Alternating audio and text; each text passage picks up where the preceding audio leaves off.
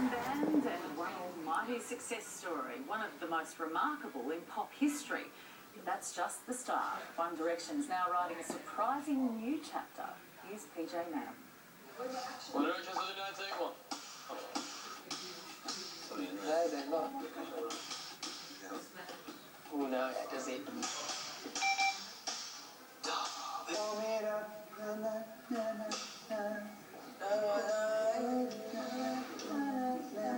Is this some boys warming up?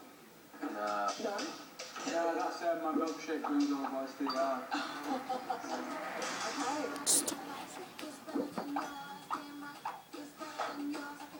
Okay. No, it's up to you. Oh, yeah.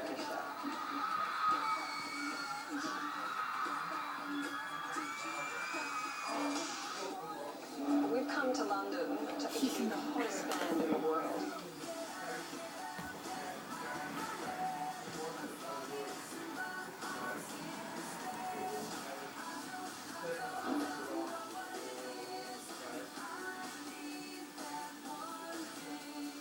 Hello, boys.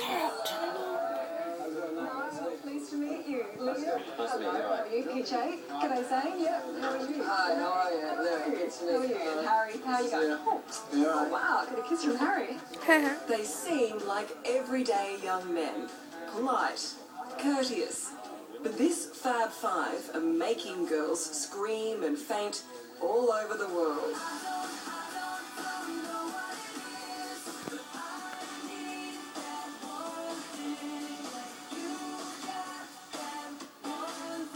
Wherever I go, no matter what I read, one word seems to define you boys, and that's hysteria.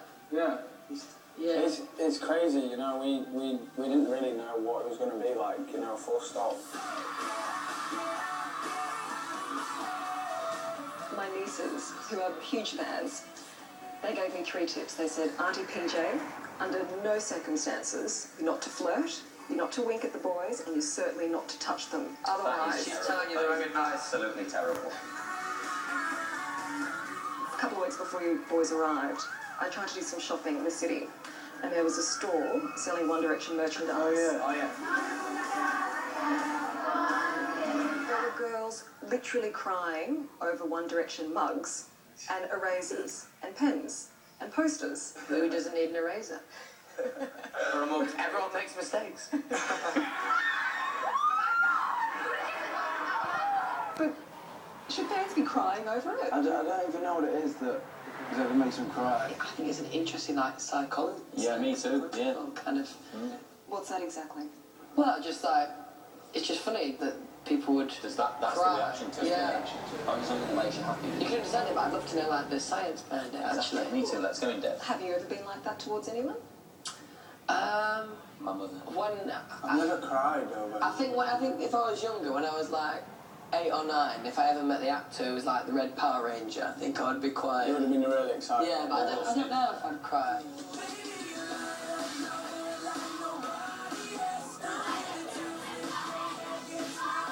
One Direction is this generation's teenage crush. The popularity of the pop group seems to defy logic. No one's heard a note from their new album, but already pre-sales make it the fastest seller of all time. And that's just the start. I think the songs of this album are a bit more meaningful than the last albums. I think that's the main difference really. It's a bit more live and we wrote a lot of them as well, so that's good news. Is it sounding more mature? I just think because of how much touring we've done, our voices have just got a bit better, I think. So. You've recently gone through puberty, haven't you? So Yes, I have, yeah. That made a massive difference. Loads of publics. Yeah. Loads of publics. And how did you boys cope with that? Well, I He was quite hormonal at the time, yeah. He's quite Sometimes you'd have a little squeak in his voice. Yeah. But we just use him to do like this. Oh, I'm in pain. Alright, lads.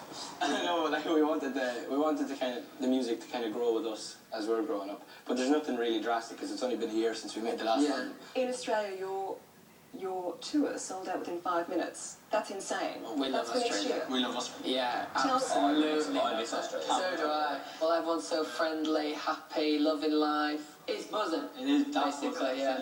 Sorry, what was that? Buzzing. Buzzing. Really good. Really good. Sorry, that Like, must really be... happy. Buzzing about that. Oh, you're buzzing about that, right? Okay. Well, what do you think of Australian girls? Fit, yeah. Lovely. Sorry, did you just say fit? Yeah. Okay, that's a nice one. British term for hot. Oh yeah, hot. As in hot. I don't mean fit as in these. Yeah. It's like hot. Fit and buzzin' is the way One Direction has been ever since it was born on a talent show 2 years ago. She lovely, isn't she wonderful? There were 5 solo artists. On the British version of X Factor. You've got 3 yeses. Liam, it was your second time. So when you walked down on that stage, did you think, right, I've got something to prove? Yeah, well, no, to be honest, that was the whole thing of it, really. So I thought I had a point to prove, so I just went for it.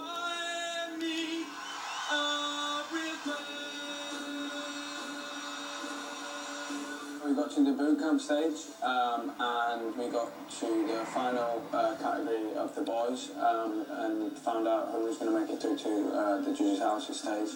None of us made it through, and we were about to leave, and then they called us back. Zayn, Liam Payne, Harry Styles. Oh my God. Guys, follow me this way.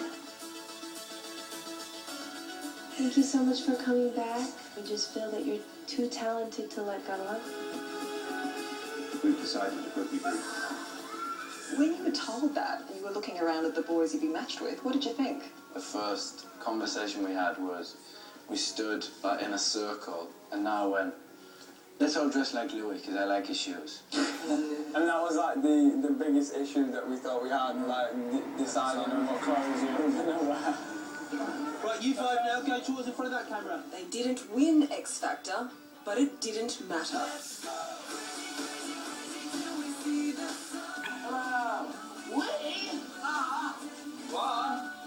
Direction!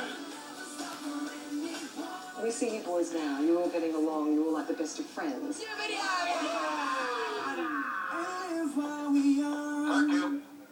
Is the friendship manufactured though? No, not at all. It's such a frustrating question because I just don't understand how you can see the way that we are together on camera and off camera and look at it as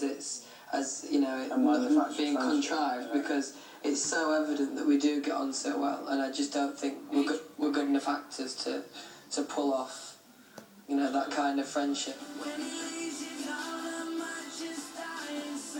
They've had to stick together through madness and meanness.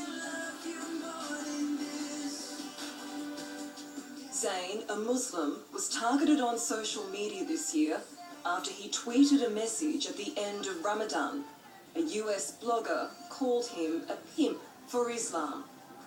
There was a bit of negative, comments on there. I didn't really like it, so I got a bit annoyed. I think that it kind of, it sent a message to those people that they can't get away with being like that. It's a bit ridiculous that people think they can act, big behind a computer and kind of get like that. But obviously, you realise, didn't you, that there's so many people that... Exactly, and then on the other hand, there's so many of my fans that are on there that, say so many nice things. And some of those fans are very, very possessive of One Direction. In Sydney, during all that mayhem earlier this year, Harry asked a radio station receptionist for a date. She was absolutely hit with a barrage of hate mail. What do you think of that when you hear of some of your fans being treated like that by some of your other fans? It's a difficult one. It's really difficult, because they're just like very passionate extremist fans, like very passionate, aren't they? Yeah, no, they're really passionate. So I think when it's that kind of thing, when it's that extreme, it is a majority of fans. Not a majority, a minority of fans. Yeah. But when it gets to this level, is it all a bit insane for you? I mean, do you just kind of think, oh... I think it's important not to take it too seriously and just enjoy it and just take it for what it is and just be like, this is buzzing.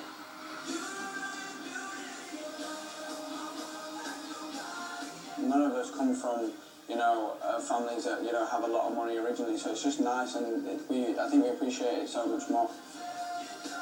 Is it buzzing? Yeah, it's buzzing. Okay, I believe that's all we have time for, unfortunately. Thank you very much. Best of all, best of luck with everything. Thank you. And, Australia will be looking forward to you coming.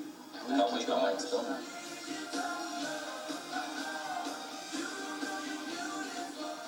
Thanks, boys. Right. Oh, I got another kiss from Harry. Thank you so much.